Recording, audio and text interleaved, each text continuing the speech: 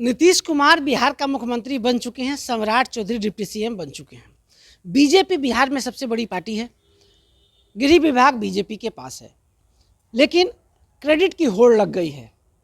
जब से गृह विभाग सम्राट चौधरी ने संभाला है, बीजेपी के अपने दावे हैं, जेडीयू के अपने दावे हैं। हमारे साथ प्रशांत किशोर की पार्टी जनसुराज के बड़े नेता प्रोफेसर रामबली चंद्र वंशी जी हैं। हम क्रेडिट की बात करते हैं। आरजेडी का कहना है कि क्रेडिट की होड़ लग गई है और बिहार के लोगों का बंटाधार हो रहा है। रामबली जी, नीतीश जी मुख्यमंत्री हैं और सम्राट जी डिप्टी सीएम हैं। आरजेडी का एक लाइन में स्टेटमेंट है, लगातार बयान जारी कर रही है आरजेडी कि क्रेडिट की होड़ लग गई है, नीतीश आगे या सम्राट आगे। जनसुराज को क्या लगता है कि बिहार के लोगों का बंटाधार हो रहा है? देखिए, जनसुराज तो अभी स्थितियों पर नज़र रखे हुए है और अपनी हार की समीक्षा कर रही है। उस समीक्षा में बहुत सारे बातें चौंकाने वाली निकल रही है। मसलन अभी जो आप देख रहे हैं जनादेश एनडीए को, वह जनादेश के लगता है कि कहीं न कहीं से सेटिंग गेटिंग वाला जनादेश है। ये फर्जी जनादेश है। ये जनादेश जो है ख़रीदा गया है, डाका डाला गया है, उस तरह का जनादेश है। अगर वास्तविक जनादेश होता तो जो 202 सीटें आई है एनडीए को, उस तरह का माहौल न पब्लिक में है, न गांव गिरेबान में है, न शहरों में है, न कहीं आम मतदाताओं में है। तो ये सारे लोग, बिहार के लोग समझ रहे हैं कि कहीं न कहीं पदाधिकारियों के द्वारा, चुनाव आयोग के द्वारा या और जिनके द्वारा हो, इस तरह के प्रायोजित जनादेश हैं। ये प्रायोजित जनादेश सरकार चलाने में कामयाब नहीं होगा। इसलिए 6 महीना आप देख लीजिए, 6 महीना अगर सरकार ठीक से चलती है तब तो आप कहेंगे कि हाँ, कुछ सरकार का भविष्य है। लेकिन 6 महीना के अंदर आपको दिखने लगेगा कि कहाँ कहाँ बोटल नेक है इस सरकार में। और पहला बोटल नेक की चर्चा आपने स्वयं किया कि अभी सम्राट चौधरी जी गृह ले लिए, तो मुख्यमंत्री के अलावे गृह मंत्री का सिलसिला मात्र बिहार में एक ही उदाहरण मिलता है, वो रामानंद तिवारी जी के टाइम में। इसके अलावे कहीं पर यह उदाहरण नहीं मिलता। इसलिए कि ये बिहार में राज जो चलता था, दरोगा राज ही चलता था और दरोगा राज आज भी चल रहा है। पुलिस राज को कहते हैं दरोगा राज। तो पुलिस अगर सम्राट चौधरी जी के पास रह गया या भाजपा ने ले लिया या नीतीश जी ने छोड़ दिया, तो आप समझ लीजिए कि यहीं से लड़ाई का शुरुआत शुरू हो गई दोनों में।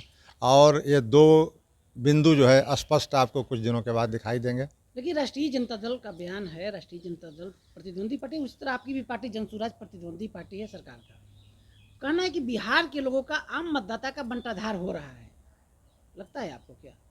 देखिए, बंटाधार तो हर हालत में बिहार ही का होगा और बिहार के लोगों का होगा। सत्ता में ये जोर है, इसलिए बिहार में सच बोल करके, बिहार की जो बुनियादी समस्याओं से मुंह मोड़ करके 20 साल तक लगातार नीतीश कुमार जी बिहार को चलाने वाले, और आज 20 वर्षों के बाद बिहार कहाँ खड़ा है, इस पर नज़र दौड़ाने की ज़रूरत है। और उसके बावजूद भी इस तरह के अगर जनादेश नीतीश कुमार पाने में सफल हुए हैं, तो यह कहीं न कहीं चिंता और चर्चा का विषय है। और इस पर काफ़ी बड़े बड़े लोगों में चिंतन हो रहा है कि आखिर नीतीश कुमार जी और नीतीश कुमार के गुर्गे लोगों ने किस तरह से यह मैनेजमेंट किया कि इस तरह का जनादेश प्राप्त हुआ है। और यह जनादेश जो है कहीं न कहीं बिहार सरकार की कलई खोल रही है और आगे चल कर के बिहार के लोगों के जो एक्सपेक्टेशन है, उम्मीदें हैं, उस उम्मीदों पर पानी फिरने की संभावना बनी हुई है। बापू की भूमि भितहरवा आप भी पहुंचे थे, बेतियां, प्रशांत किशोर के साथ उपवास करने। उपवास का क्या संदेश था? आप लोग खाली उपवास कीजिएगा कि संघर्षों कीजिएगा? नहीं, उपवास का मतलब हुआ कि भितिहरवा जो है आज भारत के मानचित्र पर एक संघर्ष का मिसाल है। और बापू और महात्मा गांधी जो भितिहरवा से आंदोलन शुरू करके भारत में एक संदेश दिया था, तो जब जब बिहार के लोग भटकते हैं या सुनने में आते हैं, तो वहाँ जा कर के चिंतन और मनन करते हैं, आत्म समीक्षा करते हैं।